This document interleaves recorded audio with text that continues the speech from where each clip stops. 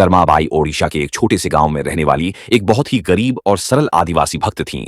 उनके पास न धन था, न शिक्षा और न ही शास्त्रों का ज्ञान, लेकिन उनके हृदय में प्रभु जगन्नाथ के प्रति अटूट प्रेम और सच्ची भक्ति थी। कर्माबाई रोज सुबह उठकर अपने छोटे से घर की सफाई करती और बड़े प्रेम से खिचड़ी बनाती थीं। खिचड़ी बनाते समय वे भजन गाती रहती और विश्वास करती थीं कि प्रभु जगन्नाथ स्वयं आकर उनका भोग ग्रहण करेंगे।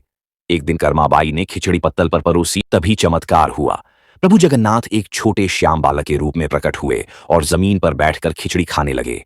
कर्माबाई उन्हें अपने बच्चे की तरह स्नेह से खिलाने लगीं, उनके हाथ और मुंह पोंछने लगीं। एक दिन एक महात्मा उनके घर ठहरे और सुबह उन्हें खिचड़ी बनाते हुए देखा तो नाराज होकर बोले, माताजी, पहले नहा धोकर पूजा पाठ करना चाहिए, आप तो सीधे खिचड़ी बनाने लगती हो।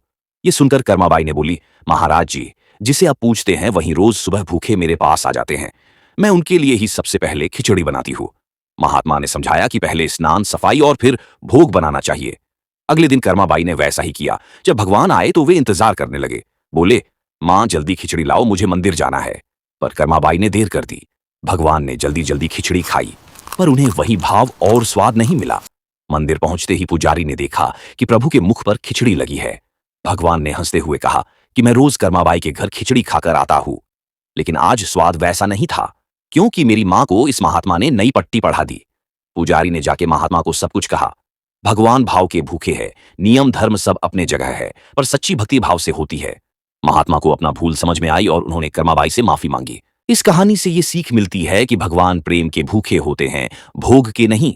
सच्ची भक्ति सबसे बड़ी पूजा है। प्रभु जगन्नाथ सभी के हैं, अमीर गरीब, ऊंच नीच से परे।